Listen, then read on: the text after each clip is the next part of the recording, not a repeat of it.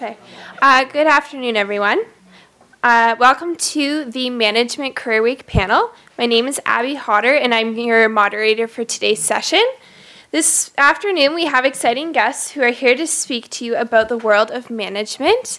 There's just a couple housekeeping items before we begin. So in case of an emergency, please evacuate through the nearest fire exit, which would be the door at the front or the door at the back. Please turn off or mute your cell phones for the remainder of the panel. We kindly ask that you remain seated throughout this panel, and please postpone any questions you may have until the end. As time permitting, there'll be a Q&A session for students. And finally, as many of you know, this is a Learning Passport eligible event. In order to keep things efficient as well as to keep things quiet for while the panel speakers are speaking, please complete your Learning Passport activity survey at the end of the panel, as well as complete the activity page in your Learning Passport booklet in its entirety, including the name of the event, the date, as well as your signature, in order to get your Learning Passport stamp. So we'll begin our panel now. So our first question is just to introduce our panelists. So they're going to introduce themselves, their position, as well as the organization that they work for. And we can start with Lori. First, I'm going to test the mic first. Hey. My name is Lori Lancaster. I am manager of alumni engagement here at Mount St. Vincent University. So hopefully I've seen some of you in the hallway, and it's really wonderful to be here. So thank you, Abby, for the invite. Number two. I know. All right. My name is Maria Wombles, and I am the Manager of Culture and Communications at Common Good Solutions. We are a consulting company specifically for social enterprises and social purpose businesses. And we just won Best Youth Employer through the Halifax Partnership. 14 of our 19 staff are under the age of 30. So there are jobs out there for youth. For anyone who tells you that it's not true, they're wrong. Well done. Yeah. Hey everyone, I'm Melissa McNutt. I work for Clued Insurance as their marketing manager, and it's a normal insurance company, nothing too fancy about it, but thank you, Abby, for the invite. My name's, is it working? Okay. My name's Mike Mellenchuk. I'm the VP of Operations for Hearthstone Hospitality, which is a family-owned and operated business here in Nova Scotia. We own hotels, but we also have fast food, wholesale, retail, consulting, property management, and a bunch of other stuff. And I recognize a few people around the room because I also lecture here part-time as well. And my name is Mack Shova. I am the general manager of the Dartmouth Sportsplex Community Association, which is the large recreation complex across the harbour that you see is under construction. And our focus is providing quality health, fitness, and recreation opportunities to HRM. And Abby used to work for us, and hopefully will again. Yeah. So our second question for our panelists is, how does your education and experience lead you to the position that you are currently in? So are we going down the line? We can go down the line, or if someone wants to go, they can go first. Okay. So I did a Bachelor of Arts with a major in psychology as my first degree, and then I actually did come to Mount St. Vincent University and do a Bachelor of Public Relations. You know what, and I think it's that education, the diversity of that education has really benefited me as I progressed in my career. I mean, I've worked in the industry for over 20 years, and I've had different experiences as I progressed through that. But I think, you know, that PR piece has really, from a communication standpoint, that's currently what I do now from an alumni engagement perspective. So a lot of communication, website development, newsletter writing, magazine writing, that kind of thing. So I think that public relations piece has really benefited me for in my current role right now. I have kind of a mixture of backgrounds. I was actually in the role when I came to the Mount that Abby is in right now. So I was the special projects coordinator, managing the social enterprise for a day event was one of the big pieces of that. So it was really funny to end up back in the social enterprise realm by happenstance, really. My previous career was in healthcare. I did a diploma in Health and Human Services from NSCC. Ended up coming to the Mount because I thought, I want to be a middle manager. Don't know how I arrived at that, but anyway, that's what I did. But I did the co-op option, and for anyone, I cannot stress enough, if you have the opportunity to do the co-op option or make your own opportunity like that, do it, because it's hands down what has led to most of the successes that I've experienced since graduating. I actually graduated from the Mount with a major in accounting, a Bachelor of Business Admin with a major in accounting. So now I'm kind of doing a little bit of a different role. Took the few management courses here, as you kind of have to, do a bunch of electives. So my path looks a little bit different, where I was in a controller position, and now I'm doing marketing and management together. So my path's a little bit different. As I mentioned, I guess, at the beginning, I started off with family business, so I'll start with the experience. I negotiated my first wages when I was 11, when I got $2 an hour and all the cheese I could eat working at a fast food restaurant. It seemed like a good deal at the time. I'm not sure. But so I grew up in family business, but I was very much encouraged to go off and pursue academic endeavors as well. So I went to St. Mary's and got a BCom in finance.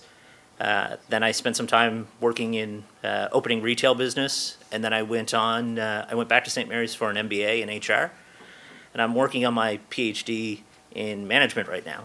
So education has definitely played an important role in what I've done. My father, who's still involved in the family business, did not have he did some university but never completed a degree. So we work well together, kind of putting some of the theories and concepts that you learn in the classroom into practice, and sometimes it doesn't always work out. So education has definitely been important, and it's allowed our business to grow beyond where it may have stopped before. So it was a good balance for me, and I continue to learn to this day. Like I said, I'm enrolled right now and working on a PhD, and I'm sure after that I'll find something else to work on too. So my path's a little different as well. I'm a theoretical chemist and physicist by trade. I can derive the Heisenberg uncertainty principle if anybody cares. I discovered I didn't. I had a great job working in the solar energy research field, but discovered there were no people, and so I quit. And I went back into recreation, because that's how I paid my way through school. And had a great time in recreation, but realized that education for me does not, it's what opens the door to possibilities. So I went back and got an MBA and a Master's of Science in Strategic Planning, both which opened the door to sort of senior management opportunities for me. I did try my hand at a couple of other things on the way. At one point I bought the Atlantic Canadian rights to SMART, which was an integrated word processor database spreadsheet software. It was 6 months before Windows 3.1 launched. I cannot emphasize enough, do market research before you launch your business. So after that, a friend of mine and I thought we should put our business skills to the test, and we got into the bar business.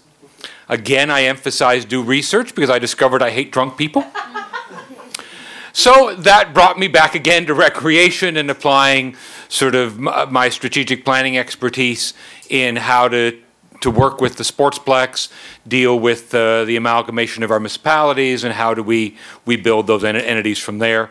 And I'm now just finishing supervising the largest renovation our city's ever attempted, which is the renovation of the sportsplex. Thank you. What are your career goals, as well as are you doing what you had planned? And we kind of touched on if you're doing what you had planned, but if you'd like to expand on it, you totally can. So, Maria, do you want to start? Sure, yeah. Oh, I think so when I completed my diploma in Health and Human Services, I spent about 2 years before I chose to come to the Mount kind of going, what the heck am I doing? So when you ask what was my career goal, I think a bit of my trouble was that maybe I didn't have one because I didn't really know what I wanted to do. Asking young people to choose what they want to do when they're 18, I think sometimes is very unrealistic, and I just kind of closed my eyes and picked and had a great time, but wasn't what I wanted to do for a career. So my career goals then, I would say I didn't maybe have any. But now it's basically with whatever organization I happen to be working for. Right now it's Common Good Solutions, helping them be the best company that they can be. I've become very passionate about kind of the communications realm. So right now my role is very much almost HR-like in that it's nurturing our internal culture. When I started almost 3 years ago, we were a team of 6, and now we're a team of 19. So that has really taken kind of a nurturing role. Yeah, so I guess my career goal now is just to help companies be the best that they can, and that usually has been taking shape in the form of a communications or HR type role. Doing what I planned, no. And I think that again comes from I didn't really know what I wanted to do. So I was just kind of, I started with a young company who was also learning as it was growing, as my boss likes to say, building the plane as we're flying it. So there was a lot of that, both for the company and for myself. So I guess in some strange way, it was a match made in heaven. So yeah.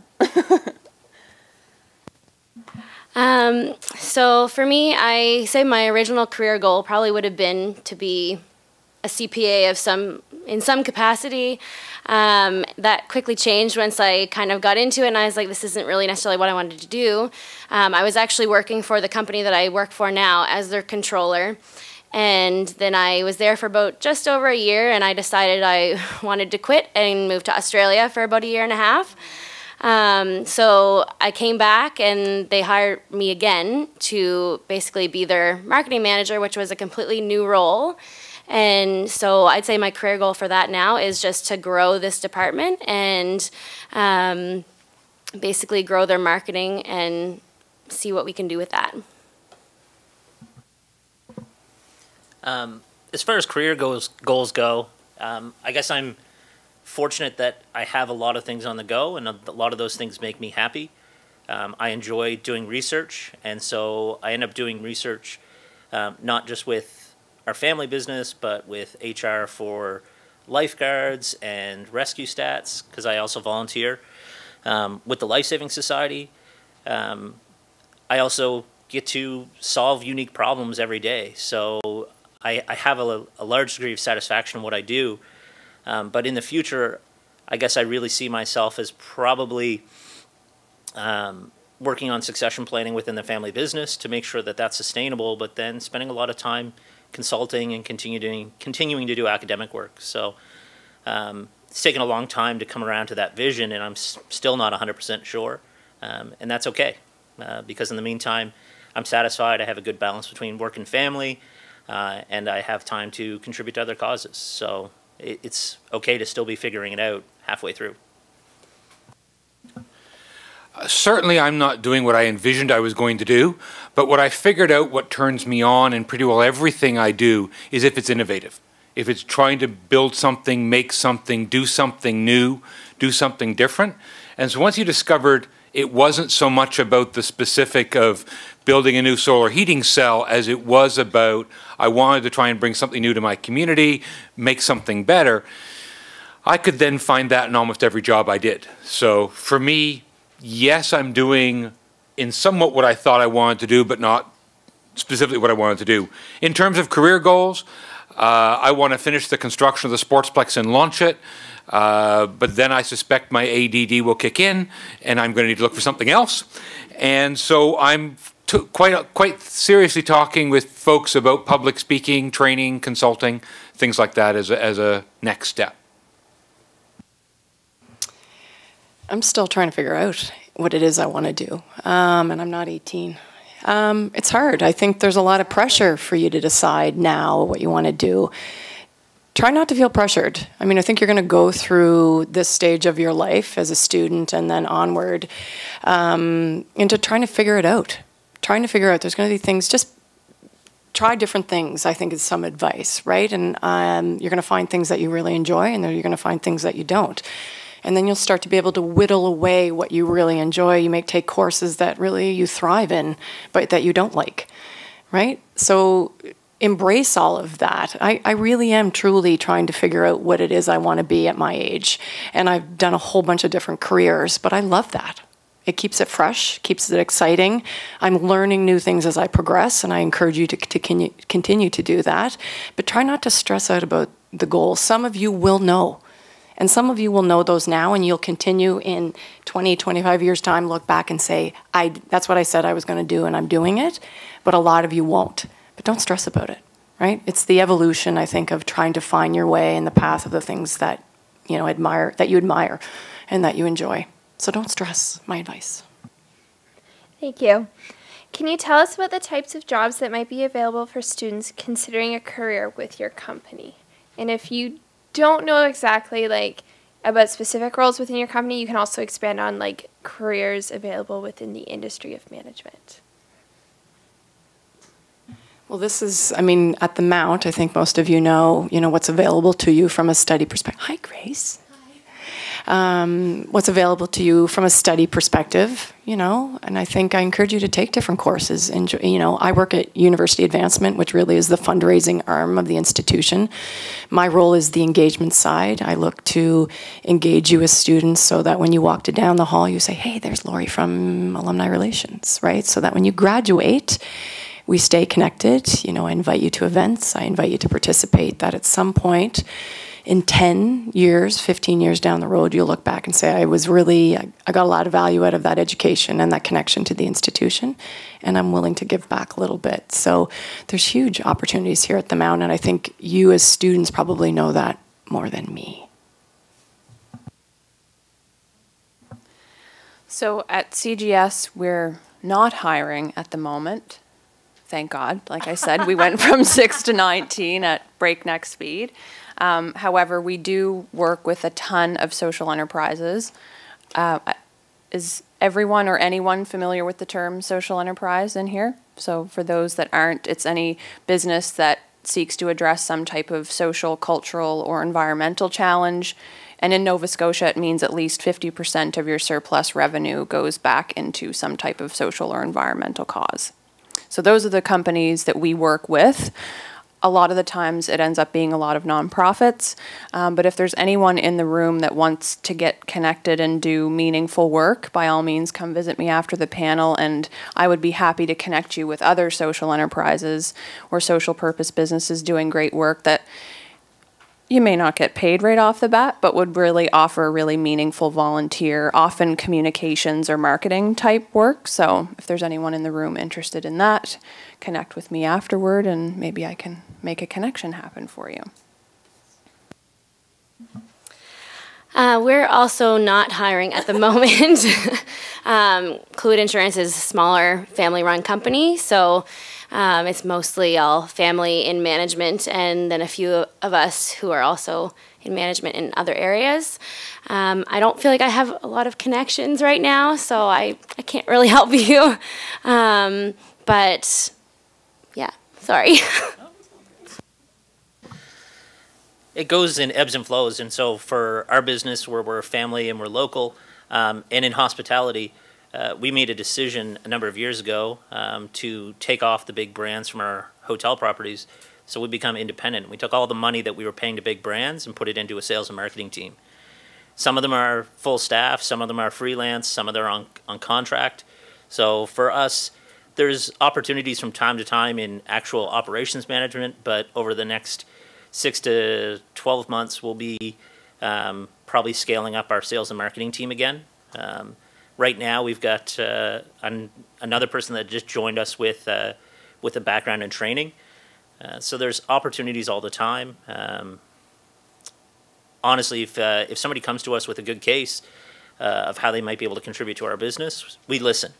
And so that means that some of our freelancers have come to us even when we weren't advertising and said, we have a value proposition that we can help you be more unique, we can help you access more markets. But we look for partners that are long-term. We don't want somebody that's just going to do something quick and be done with it.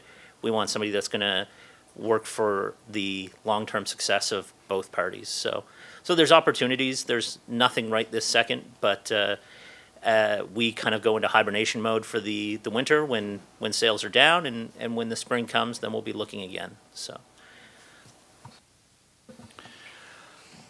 I have to hire 250 part-time people by the end of February.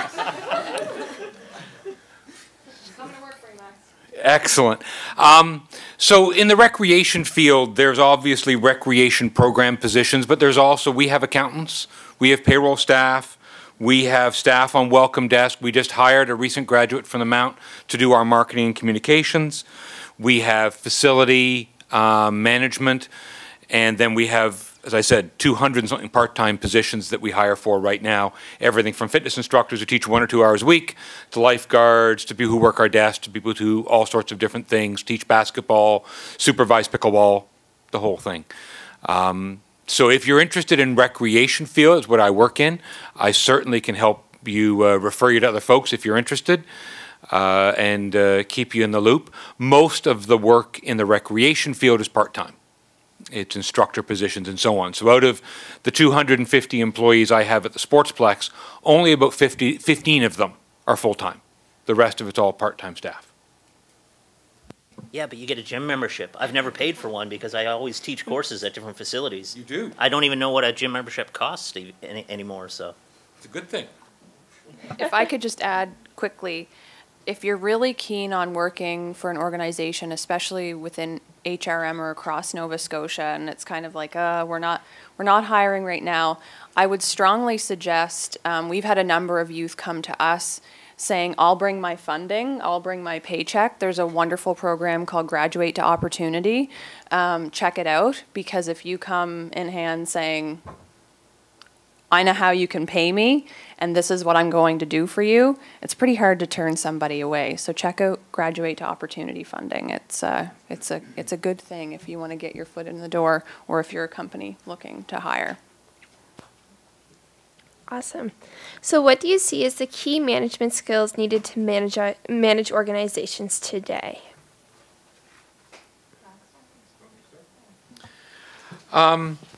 People management. 70% of my job is managing people. That's the #1 thing. Second thing is incredibly good customer care skills.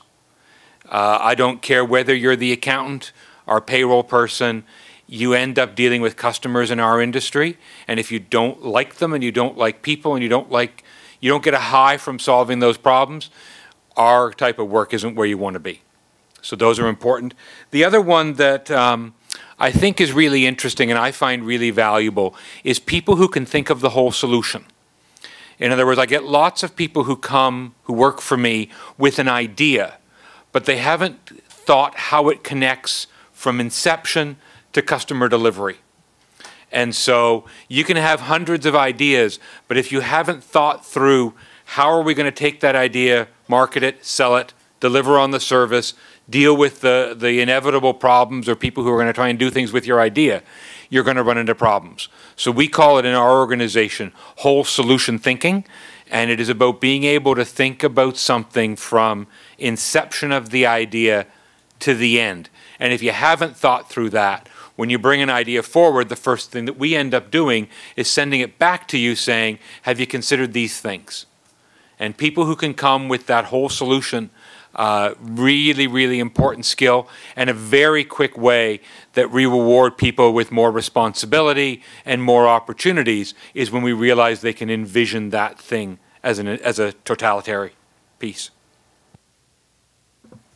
Those are some great points, Max. And to add on to that, when we're looking at people that are at the management level, we want people that can observe the things that are going on in the organization and then get something meaningful out of that.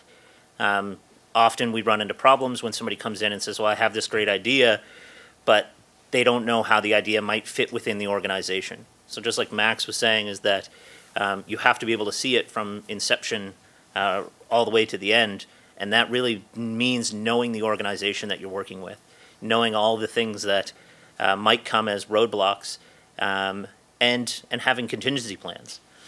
Also, I really like it when I find managers that can prioritize properly.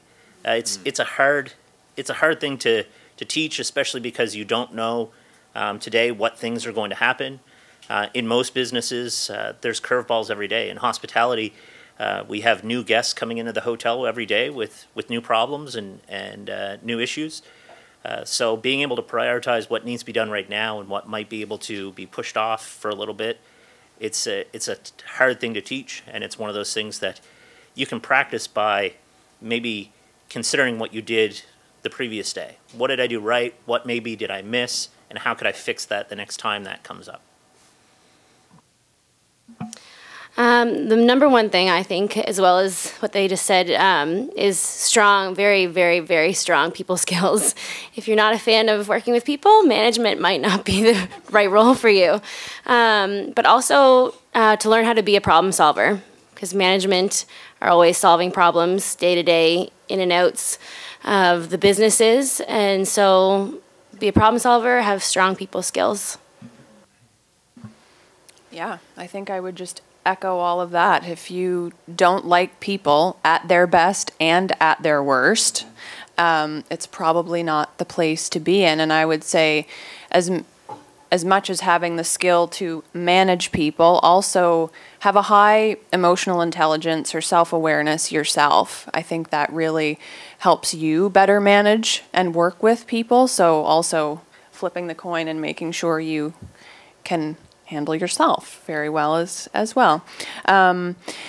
Also resources that can support your team if you can't. Again, in our instance, we're a young company with lots of young people, but we're all really open to learning new things and tapping into as many networks as possible. So, you know, whether it's a really great book that's going to help someone on your team or a podcast or whatever it may be, just being open and having a wide knowledge of all the resources that are out there and the various ways that your team that you're managing learns and takes information in.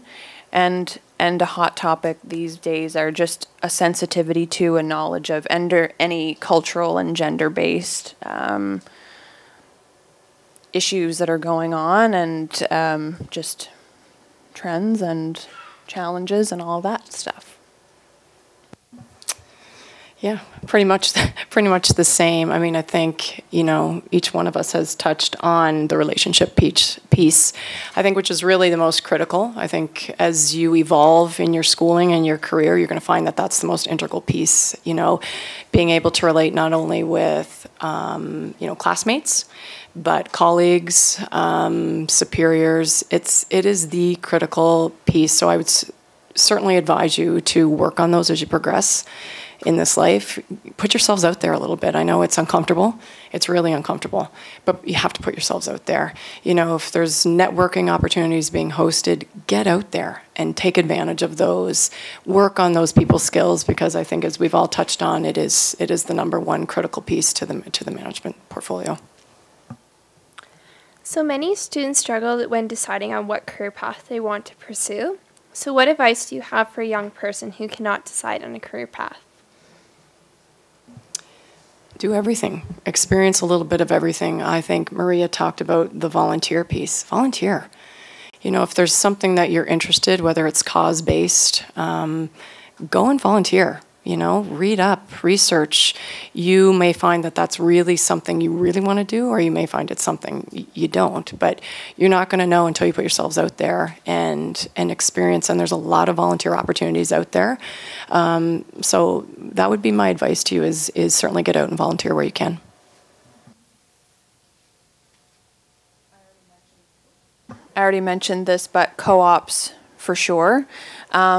But a bigger piece for me, and again, a part of the piece where I struggled, I think, was know your values. You know, what do you value? Is it working frontline? Is it providing great service to someone? Is it, you know, sitting at a desk and crunching numbers? I think if you don't have the general direction of what makes you happy or what brings you joy or what interests you, then it's going to be really hard to pick a path that's meaningful and one that you're going to stick to. So yeah, just know what you value and what's meaningful to you to start out and initially. And if it's not what you want to do, that's not a failure. You know, for me, I knew that I wanted to work with people. Wow, that's a really general, very vast statement. So like I said, I ended up doing a diploma in health and human services, therapeutic recreation concentration, ended up working in healthcare.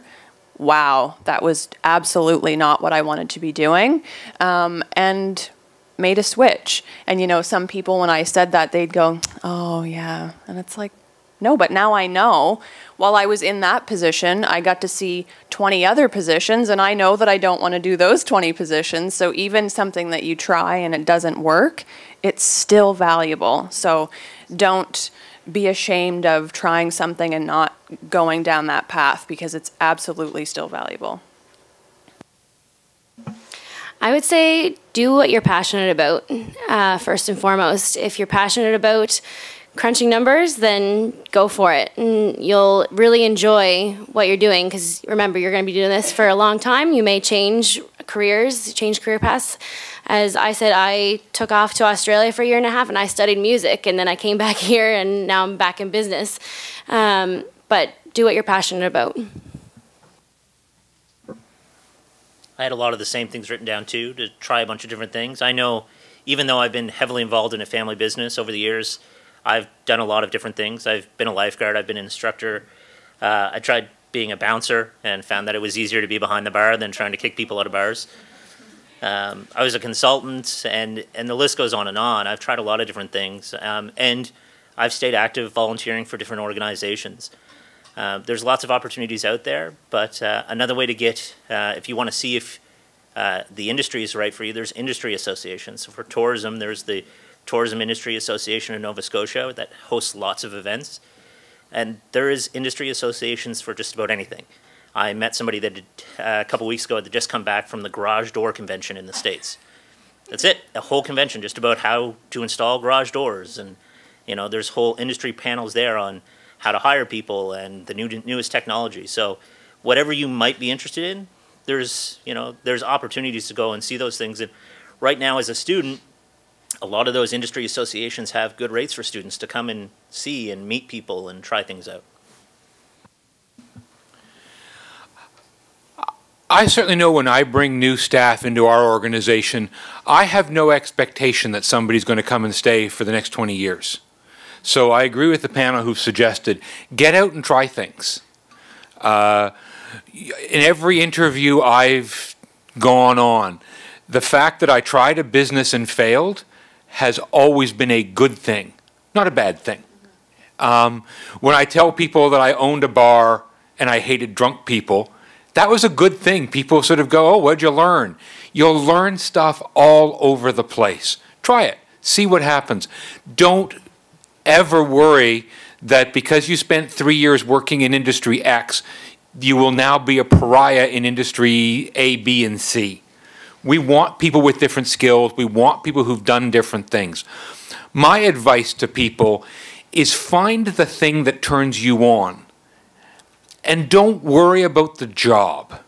If you love numbers, there are lots of jobs that require accuracy, and that what generally I find turns on most accountants is that ability to balance.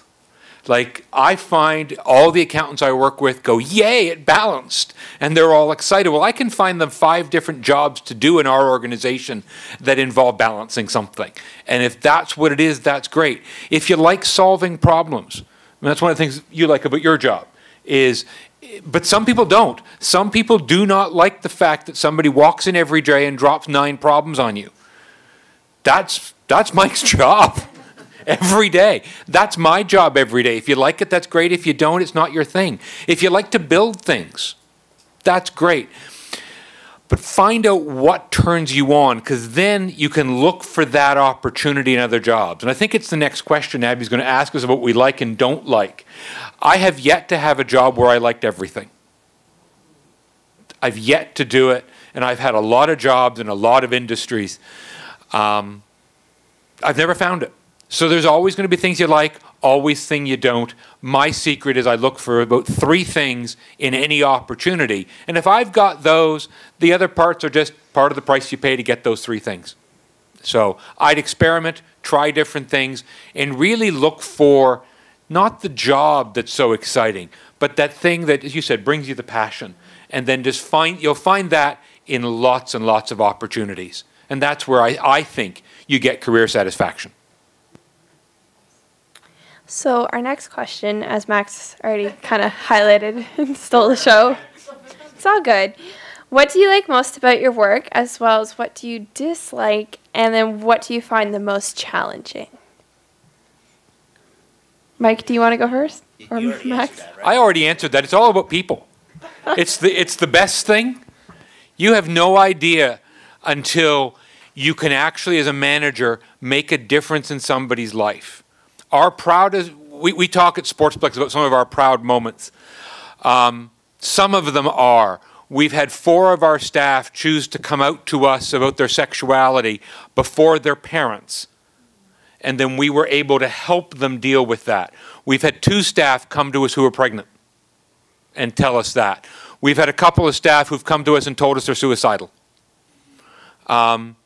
We've had some who've told us that we help them get better jobs or do better things. Those are the best parts of my day. Absolute best parts when I can help somebody and know I've advanced them. Also, dealing with some of the people stuff is the worst part of your day too. So for me, people management is best, worst, and most challenging. As Max kind of alluded to, I really like the variety. I like having 9 different problems on any given day. I like finding the solutions. And sometimes those solutions happen in the same day, and sometimes it takes weeks or even months to get resolution. You know, I've walked into work before and at 7 o'clock in the morning been told there's an entire tractor trailer worth of hotel furniture that is in Pennsylvania right now and it needs to be in Nova Scotia tomorrow. Can you make that happen? And that's a problem that you try and solve. And it seems on the surface of it, you're like, I have no idea what to do. And I just start making phone calls and figure out what needs to happen to make that happen. So I love the variety. I have to say that I dislike, I guess the best way to put it is, I have a very supportive family. When my wife and I were dating, I said to her, I said, when my phone rings at 3 o'clock in the morning, it is not another woman, it is a business calling because something went wrong. And sure enough, I think we'd only been dating 3 or 4 months when my phone rang at 3 a.m. because there was an alarm going off at a lounge that had just shut down the hour before. And I jumped in the car and I went. I don't like doing that to my family, but like I said, I have a very understanding wife. She knows what she signed up for. She knows that I try to do a lot, and without her, it just wouldn't work. I grew up in a family business, so my siblings and my parents, they get it. When you bring somebody else into that, it's a little bit difficult, but it's just about honesty. So it's hard to balance those things, especially now that we have kids, you know, coming home late because you had to make something happen. That's time that I don't get to spend with my family. The good thing is that the type of business that we have is that I have the flexibility on the other side, that I can take an afternoon off and go see my son's Christmas concert, so that I can see that live, not in a video or something like that. So it's a tough balance. There's days when I say I don't know why I'm doing it, but the majority of days, the far majority of days, I'm excited to tell my family what happened that day when I get home from work. So. The thing I most like about my position is I get to be a little bit more creative than I did on the accounting side, because I do the marketing, so I can be a little bit more free with how I spend my day trying to figure out how we're going to market an insurance company, which is difficult. I dislike right now the fact that we don't have more remote workstations. I would like a little bit more flexibility as this day and age. That's kind of where things are headed. But right now, our company just isn't ready for that. But in the future, it probably will be. The most challenging thing is marketing for an insurance company. And nobody really is that interested in insurance. But marketing is very much trial and error. So that is also very challenging.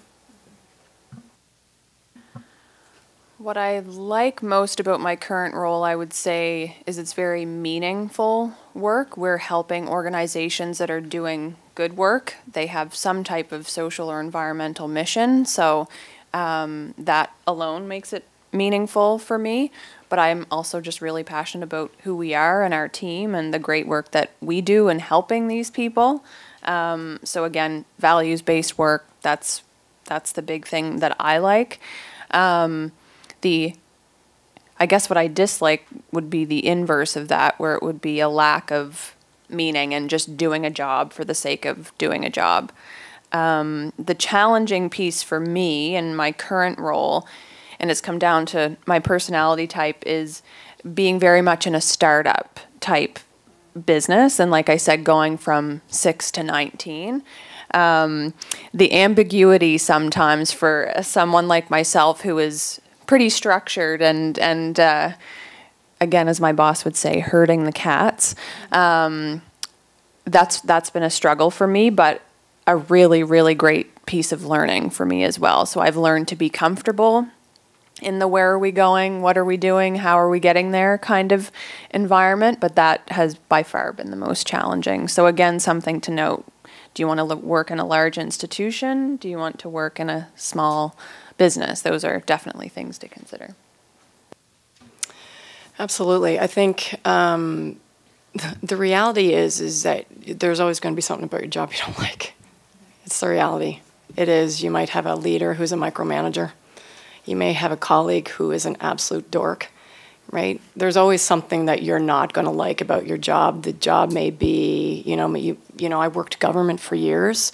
Here's your little box. Don't work outside of it. I'm like, well, wait. I want to innovate. I want to have all these great ideas. Come on. Nope. Here's your box. Don't work outside your box, right? But all those experience kind of leads you to what you want to end up doing in the end, right? So I know I don't like government. I don't want to work for the government. So that's the piece that I learned. I checked that box, right? And I think to Maria's point as well, I mean, our department is a department of 8. So it gives you an opportunity to innovate, right? I have autonomy. I can propose new projects and new things that'll actually take action, right? Versus red tape and a whole bunch of other things in larger, bigger organizations. So I think that's kind of a neat part about, you know, your organizations that you might be interested in, you know, volunteering with or working with is, you know, is that grander and how much adaptability, you know, might you have on that piece. But I mean, I think it goes all back to the people. I think everybody's talked about that people piece, which I think is the most important. I think that's where you get your big happy is out of the people. So how can students best prepare themselves for success in today's business world if they want to pursue a career in management? I don't know, continue to learn. Understand the trends, you know, keep up to speed on everything that's going on, improve yourselves constantly, right? I think I mentioned the volunteer piece. You know, just do different things, get out there. And I think each opportunity, you know, you learn from, and you take those learnings into your next job and your next opportunity. So just get out there, and I think you learn from each one, which will take you higher. I think especially in the management realm, be patient and know that you don't walk into your first role likely, you know, as a manager, maybe social media management or something like that, I'm not sure, but be patient and yeah, just enjoy the journey and try as much stuff as possible. Try and find that common thread though, you know, what are you passionate about, what brings you joy, what makes you happy, and just follow that, but be patient and know that none of it is wasted. Absolutely. I would say definitely get out there, network, as uncomfortable as it is. Just put yourself out there, but also when you're going to interviews and things like that, be confident in your skill set and what you bring to the table and really communicate that to potential employers. I'd say step one, finish what you've started, whether it's a degree or diploma. You guys are on the right track. You're putting that experience or putting that education box on your resume, and honestly, you know, when we're hiring and we get a stack of resumes, that's one of the first things that we sort, especially when we're looking for management positions. Is, you know, did they have the discipline to go through, you know, a 2 or a 4 year program and come out of it on the other side? Because it takes discipline to do that. Not everybody does it. So that's a good thing. And the other, I guess, piece of advice is start looking before graduation, if you can. We just posted a job not that long ago and got a small pool. If we post that same job in May, we'll get a large pool. The people that are in the applicant pool right now, it's a little bit smaller, and that's okay. You have to be honest and say, hey, I'm still finishing my degree. I might be able to start in a few months. I might be able to start part-time. It shows a lot of initiative if you can get out and do that and start a relationship with an organization, and it's a good on-road to help you out making an impression. So yeah, just focus on your studies, but keep in mind that you can start doing things now to set you up for success in the future. A couple of things, I think. For us, one of them is work on interview and presentation skills. The majority of people we don't hire, it's not because of the fact that your GPA was 2 points lower or 0.2 lower than somebody else. It was the fact that the other person did so much better of an interview or so much better of a presentation that they got the job. Its soft skills are really important. The current resume writers tell you don't put in things about this, but we are very interested to hear about volunteer opportunities and what you've done in the community. If you're not connected in our community, we don't have a lot of faith you'll be successful. So we'd like to hear that you were involved as a volunteer with the Life Saving Society, the food bank, whatever it is, because it tells us you're more than just sort of the academic studies. And the other piece of advice I have when you go into a new job is always take the time to learn how that business does its work. I get lots of people who come in with lots of great energy and great ideas, and I'm open to the great ideas, but you need to understand how the business works before you can start trying to change anything. Because there's a reason that things are structured in a certain way. There's a reason the culture has formed. And so it's important to capture those. And I think Maria talked about values. And it's important you know yours. It's important you know the organization's values as well. Of all the people I hire, and I hire a lot, and I terminate a lot of people, 95% of the people I let go are because they didn't fit with our values and our culture and the people they had to work with. It's not about skills in terms of can you market, can you write, can you control a boiler. There's a whole lot more that comes in the soft skill area, and that's really important. So spend some time on that. And I just want to add to gauge your expectations. Like finding a job is hard. Like it's hard. I interviewed someone for a position about 4 years ago, and be adaptable. And this person didn't want to do a part of the job, so turn down that job face to face with me at that moment. Right? So look beyond. You know, if it's a role that's might not fit what's in that perfect job, look beyond that and think about what you might achieve if you do it. But just gauge your expectations, because it's hard. And you know what? A lot of you coming out of school, you don't have the experience just yet, right? So just gauge your expectation. Try not to get frustrated. You know, I think we talked about connecting. You know, LinkedIn, all of those kinds of things. Those are important things to be involved with. So just gauge your expectation on that. I'd like to just reinforce a thing that Max said just a minute ago about interviewing, is that, you know, for a lot of you, the interview will be that first opportunity to display your values. So being prepared for that is important. Practicing interviews, going on interviews, it's something we don't practice a lot. And once you get a job, you don't really think about going on an interview until, you know, the next job is out there, or you're done with your current employer. So going on interviews, or even getting a friend of yours to sit and ask you questions about the organization, is good. It's great. Anecdotally, I guess, just as a tangent, when I was done my undergraduate degree in business, I started applying like mad for tons of different jobs, and I didn't look necessarily at what the organization did, but I found a couple of job ads that were very appealing, and so I applied. And I get the interview, and I walk in, and he goes, "This is an engineering job. Why did you apply?" And I said, "Why did you interview me?" He goes, "Really good cover letter." And I said, "Okay." I said, "I'm very interested in your organization, and I know this is not the job for me, but I want to know more about your organization." So he gave me the interview, and I sat through it, and I wrote an engineering test, which I failed. But I ended up doing some work with that organization later on. But it was a great experience. It was uncomfortable.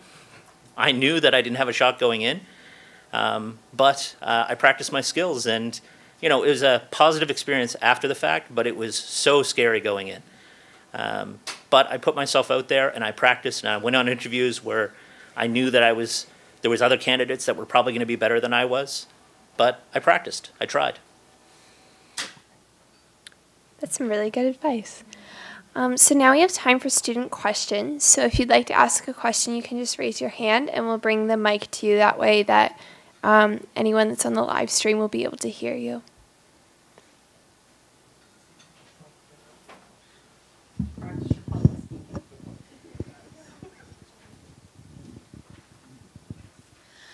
So Mike, I'm a fourth year, I guess, business student. So I guess I'm on that.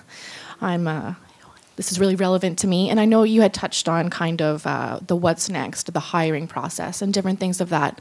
I would really love to hear anything else that you guys have to say about coming up to graduation and how you can really put yourself into the workforce the best way.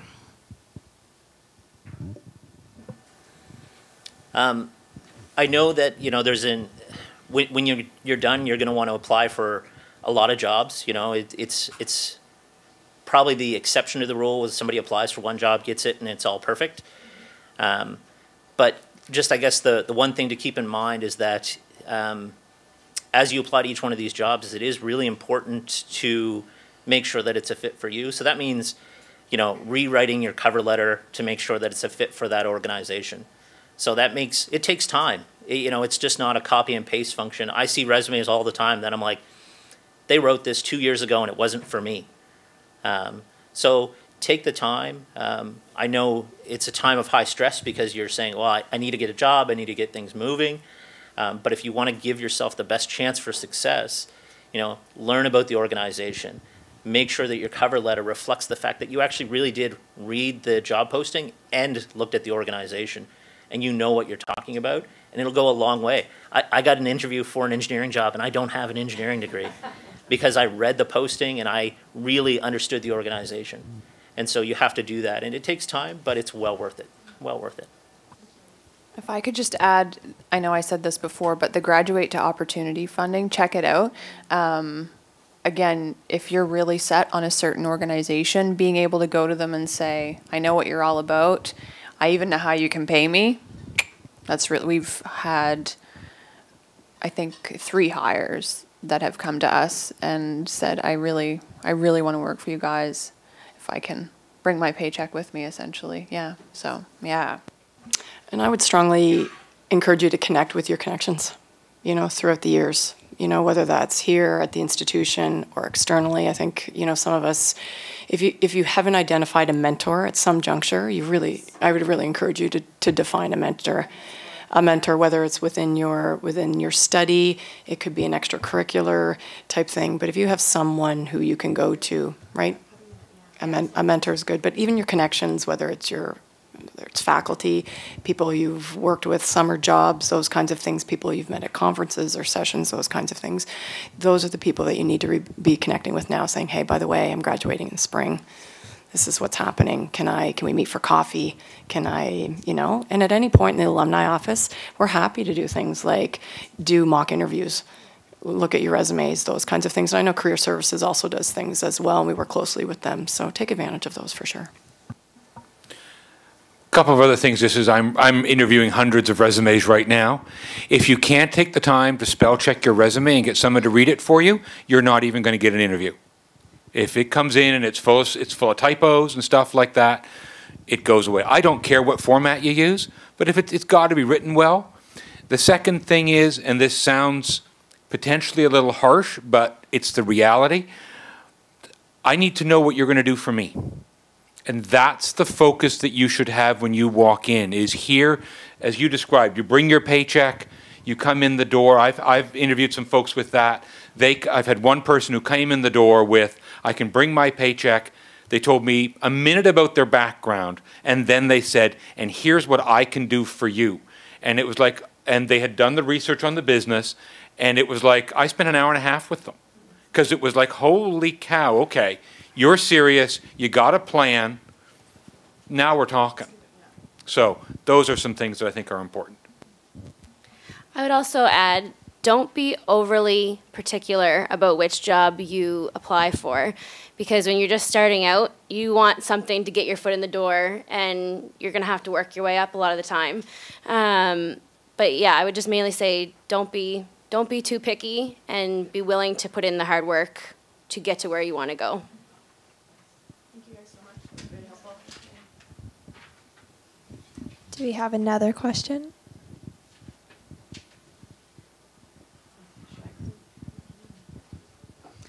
Someone had mentioned that it's really helpful if you can complete a co-op, but what if you don't have the opportunity to do that? What are some of the best ways that you can kind of familiarize yourself with companies that are relevant to your field? I think it's been brought up a number of times, but volunteer. Next to that would be carving out your own co-op opportunity. But similarly to that, I've had a couple of really great mentors in the communications and marketing field, and though it wasn't structured like a co-op, I felt like I learned similar things, you know, whether it was meeting them for coffee in their space and them kind of downloading what they were up to and how some problems or how their day or their week or their month was rolling out, or how strategy X, Y, and Z was rolling out. So I would say if you can volunteer and essentially carve out your own co-op opportunity, but if not, a mentor in your field is key, and just try and immerse yourself in their realm or a project or whatever it may be. Yeah. I've kind of taken the mentor thing to a slightly higher level, where I almost have like a personal board of directors that I report to. So it started off with one mentor that was not in my family business, not related to me, because it's really difficult when your father is the one that signs your paychecks to get legitimate feedback. So, you know, I started seeking out people that had experience in my industry and outside of my industry that I really respected. Started inviting them to coffee, to lunch or dinner, and ended up with, it depends, you know, on the year, but 2 to 3 people that I kind of check in with on a regular basis. Because sometimes it is difficult, you know, you set up a mentoring relationship and people move, people change jobs and stuff like that. So these are people that are in my network that have significantly more experience than I do, and they've been very helpful over the years, especially at times when things are difficult and you're trying to figure out what's my next move, or have I done something wrong? It's good to be able to go and speak to somebody that's not involved in your business, your industry, and give you some outside feedback. So it helps a lot. I'm going to make a plug for the Alumni Association on this one. So 35,000 alumni worldwide, right? So probably working in industries that a lot of you might be interested in. You know, connect. Especially, you know, I'd highly encourage you, those who are getting ready to graduate, even those aren't. If you don't have a LinkedIn, if you're not on LinkedIn and don't have a LinkedIn profile, you should. It's imperative, right? Because and you know, we probably, that's where I go. If you've applied for a job for me, I am checking you out on LinkedIn, 100%. Right? So those are the things that you need to do. But then you can also, when you sign up and you say Mount St. Vincent University, you now are connected to that alumni network. So if there's someone in an industry that you're interested in, you could connect, right? I can say, hey, Maria, you know, I'm writing to you. I'm really interested in this social aspect of that. I have now that connection with that alum, right? And you have that connection because you've gone to the same institution. So take advantage of those.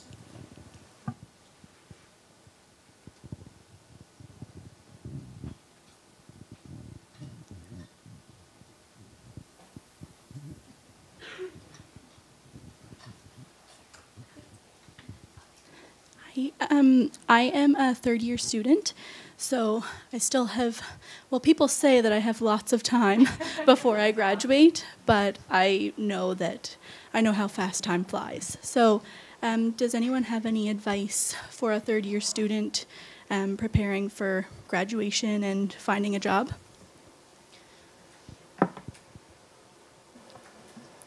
Now's a good time for that good old values assessment that I was speaking about earlier.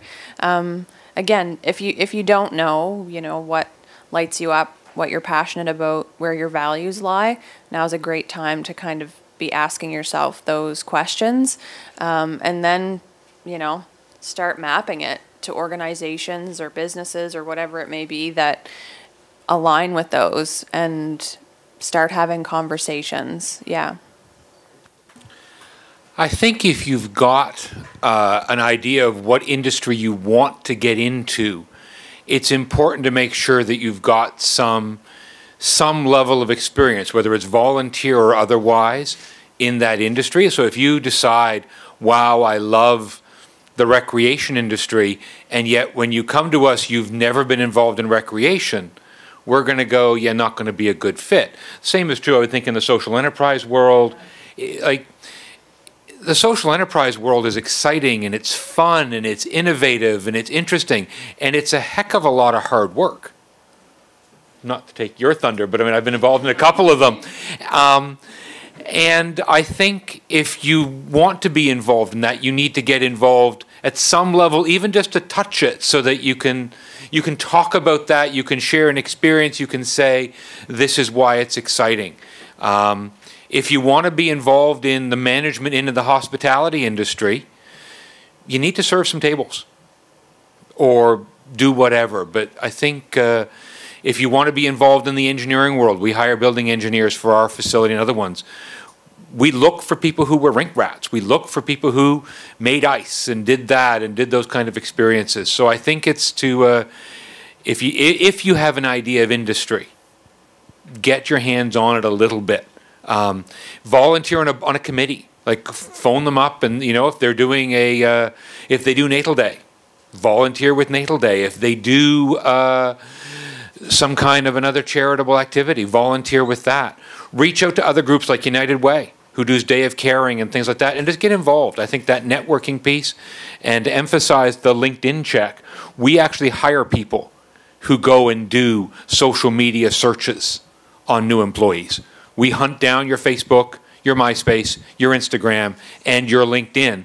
And quite frankly, if you don't have LinkedIn, you bring us a question about how serious you are at interconnection, because the entire world is people. It's all about your contact list. And if you haven't made that investment, it'll be a flag that will make us think twice about you. So we have time for one more question.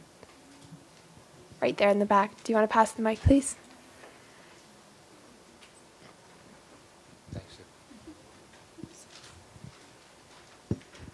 I don't know actually what I'd ask, but it's from my heart. I'm a mature student here. You can see that. So I have an advanced diploma in NSCC. You can come a little closer and just having a little trouble hearing. Okay. I have an advanced diploma in IT from NSCC. And then I got a job. I've been working in IT field for over a couple of years. But then I thought maybe I can do some different things. So I came to the Mount as a part-time student. I started as a certificate course in business administration. Then I succeed, and then I did diploma. I succeed that as well. Then I started to, apply for BBA. So this is my last year with BBA. But I don't know actually how it will contribute me in my near future. I'm still struggling to figure it out. I'm working as a full-time in IT field in one of the big organizations here in Canada. So I don't know actually how this long journey. I started in 2013 in September session as a part-time student at Mount. So I want your insight, what I could focus on next time. Anything you can say about that? Well, first and foremost, congratulations for all of that. That's extremely well done. It takes a lot of effort and energy, certainly, for that. I think you have to ask yourself, what is it you think you want to do? I mean, with all of that, and Maria's talked about it, and Max mentioned it, what's that passion? Where are you looking to go when you see your journey, when you see your educational journey? where do you see yourself? If not, I hate that question. I always say, where do you see yourself in 5 years? Hate that question. But where do you see yourself? Where do you see yourself going? Do you see yourself teaching? Do you see yourself working with a large organization? I think you need to visualize, and I think that's part of this whole process you're all going to go through is, what do you see yourself? What do you see yourself doing? But I think you sound like you're going really well on the right path, and I commend you for your efforts and for your direction for sure. I don't know if anybody else has anything else to add on that. Going back to school post 40 is a hard thing to do, so I echo congratulations. One thing I would suggest is I've often seen people who've come through the mature student route or even just want to do a career change. Be really honest about your journey. I get lots of people who try and make their experience look like what they think we want. I'm much more interested in, I've been an IT professional for this many years, and I'm looking to do something different. You'll have skills that are transferable that I would suggest, and I'm going to defer to you for this, but usually the career services in the university can really help you translate your previous experience into how it would be applicable. But be honest about the journey, because the concern you have, I suspect, is when somebody gets your resume, they're going to go, why are they applying for this with all this IT experience? The first thing I will do is flip back to the cover letter to see if you answer that question. And if you do, then I'll go back and look at it some more. If you don't, then I'm going to go, I don't know what it is, and I've got time to take a look at it. So be really honest with your journey, that I'm looking for different, I've had some different experiences. Speak to the university. They've got every university has really good people who can help you articulate that in a way that will be meaningful, and don't hesitate. I'm a theoretical chemist and I run a recreation facility. I've run a computer consulting company. I've owned a bar. It's not about that, but I've always been able to translate my experience into this is why I can help you to a future employer. And I find some people aren't proud of that, or they try and dance around it. Just embrace it 200%, and you'll find people who are prepared to listen and will be interested in what you have to offer. Thank you. Awesome. Well, let's give our panelists a big round of applause. We'd like to thank you for being here today, because the students value the input that you have for them as well as the advice that you've given. Just for the students' point of view and for your guys' information, to get your learning passport stamp, you're just going to collect at the back of the room and we'll stamp your passports there. However, feel free to come up and talk to any of the panelists if you have any further questions. Thank you.